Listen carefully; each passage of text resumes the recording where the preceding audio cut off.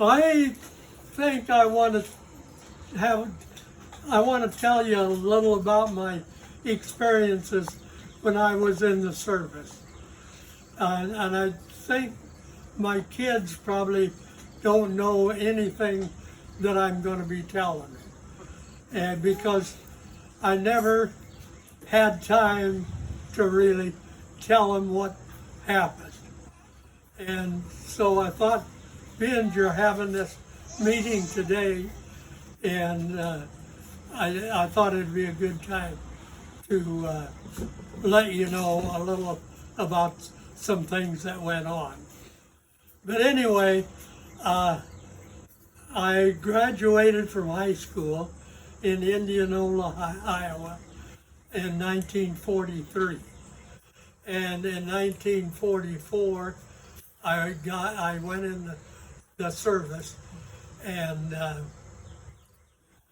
I took my basic training at Fort McClellan, Alabama, and I was in that 16 weeks of basic training. And then about June, I think it was, I got shipped out to Newport News, Rhode Island. And I was there for about a week, and we shipped over, and I ended up in Italy, down at the boot.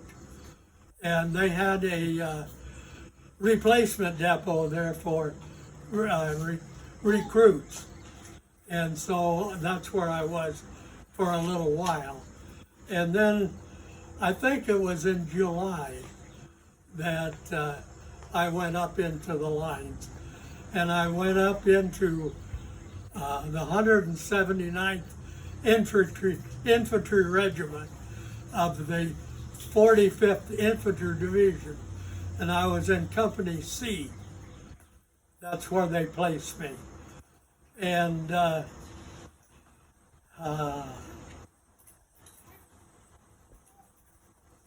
when I got into the division, I went in as a replacement, and they had a need for a radio man to take radios out to all of the platoons in our company.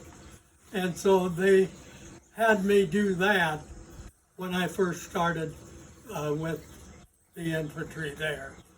And then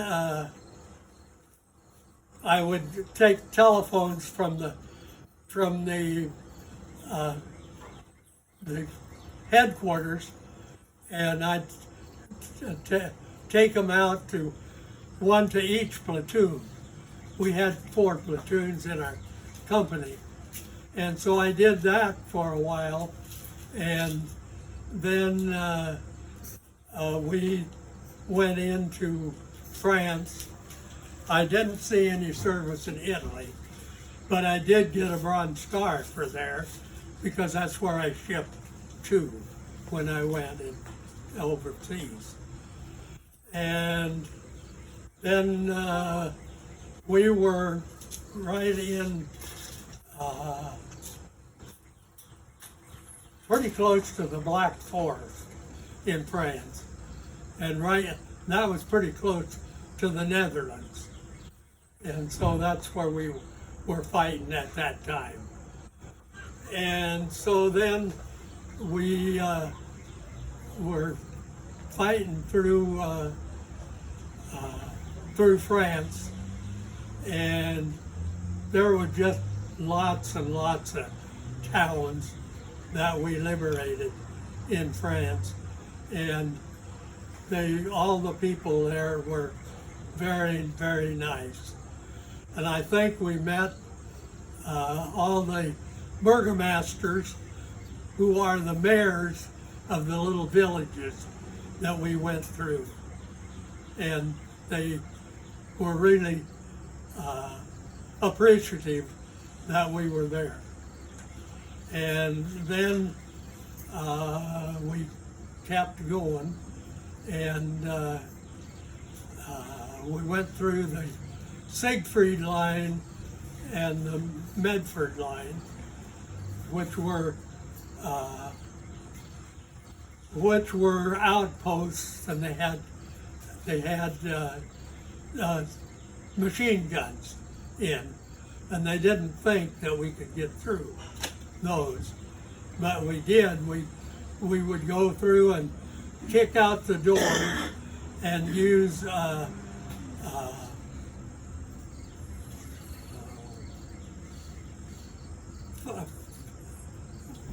we used, can't think of the name. Anyway, we used a blowtorch to take care of the machine guns. We did the same thing with the Flamethrower? no, but it was something like that. And then we got through France, and we went across the Rhine River into Germany, and they had all the bridges out, so we went across the Rhine in rowboats, and we took a terrible shelling there, and the sergeant that was over me got hit real bad, and we knew he wasn't coming back. So they promoted me to a company sergeant. Well, and then I had to get somebody else to do the little job like making telephones for all the platoons. And then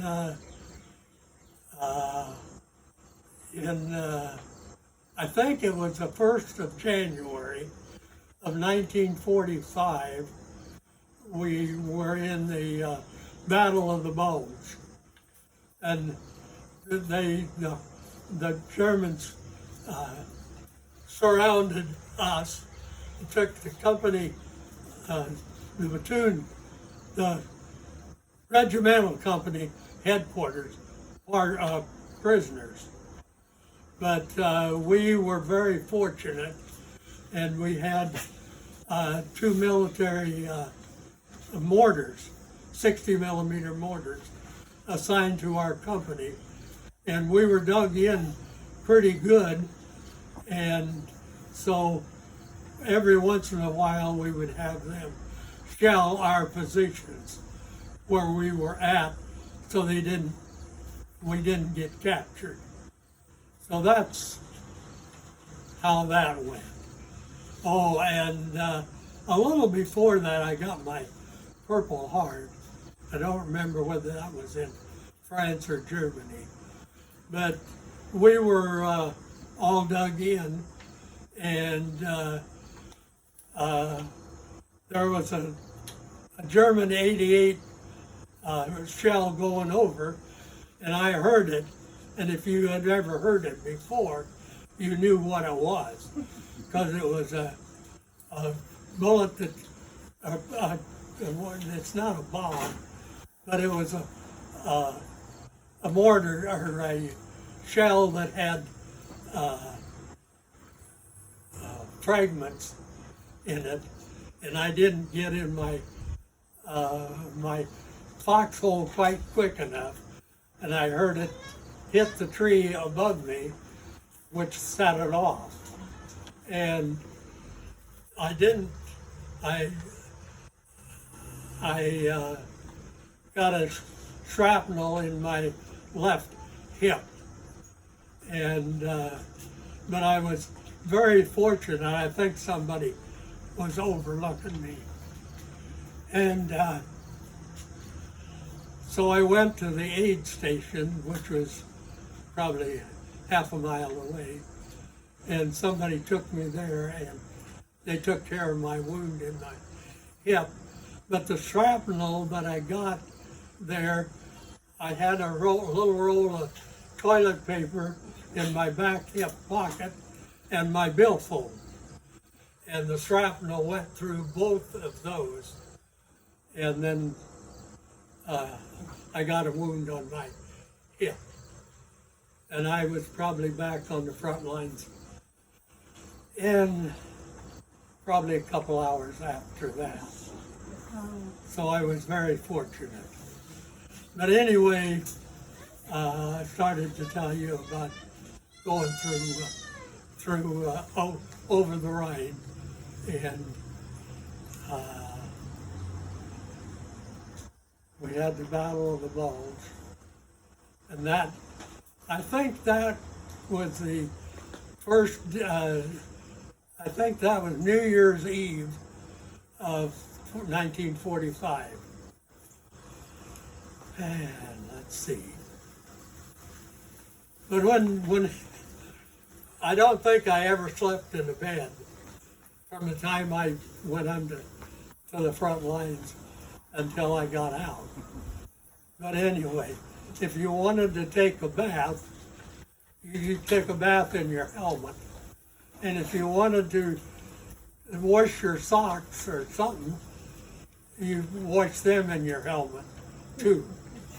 So that was an experience to me. What did you sleep on then? Well, we had sleeping bags, and they pretty well kept up with us, except for the Battle of the Bulge.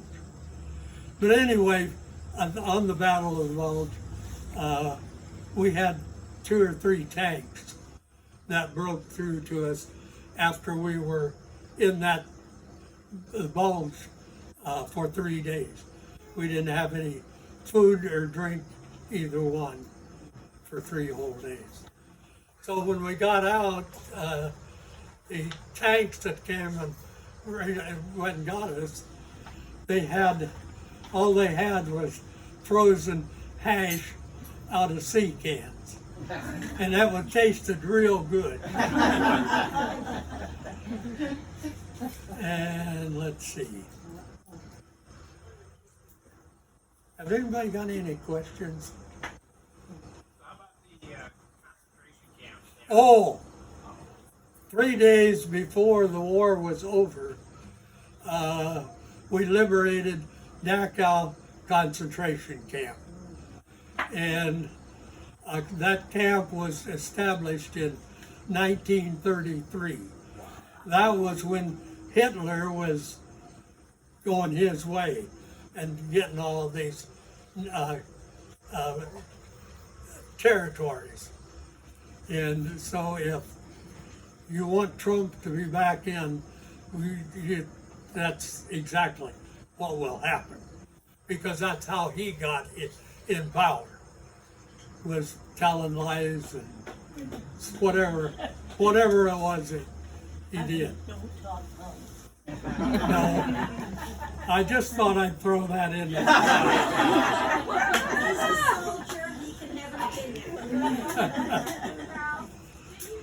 And let's see. Then what? Did you have some family that was in the concentration camp? My dad's youngest brother was in there, yes. I didn't know he was there because we went right through and liberated it, and then the 42nd Division was right behind us. They were doing all the mopping up and taking care of the people there. But I don't know how many dead bodies they had there, because they had a brick building there that they would bring people in, and they'd take their clothes off thinking they were going to take a shower. Well, what they did was when they all got in there, they turned the gas on and they gassed them. I don't know, I've got some pictures over He's here. got a couple of things in back out if anybody wants to read about it. And let's see. Then when the war was over, I was in Munich. So we were, after Italy was, or Europe was done, we were training to go to Japan, and we were doing that for a while before they detonated the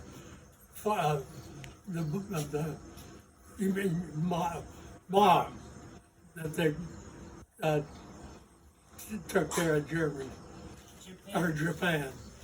So we didn't have to go to Japan. So I was discharged in 1944. I think it was December the 14th, but it was pretty close. So I was in there, I was in service, active service for about 23 months. When did you fly? When did you do your piloting? Oh, well, that's another story. But thanks for bringing it up. So after I got out of service, I tried to get in the Air Force in the first place. They wouldn't let me in. So that's how I used my GI Bill, was to learn to fly an airplane. So I flew, they had a little airport in Indianola, and I took my basic flying there. And then I belonged to, after I got my pilot's license, I joined a flying club in Indianola.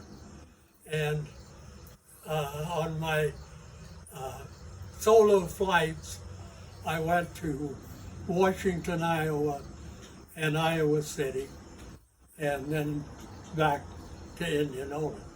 And then after I got to Indianola, or got to Iowa City, I flew a Cessna.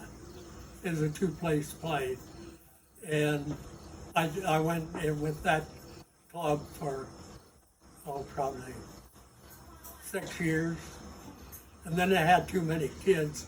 I couldn't afford to fly a plane and take care of my kids.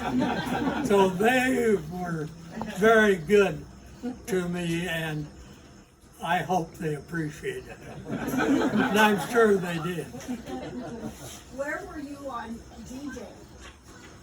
I was in Italy, but I wasn't unfortunate enough to be shipped out before that, because they had a terrible time in southern France when they went in there.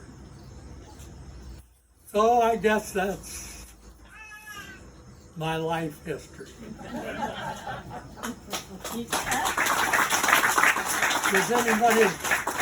Does anybody have any questions? Or?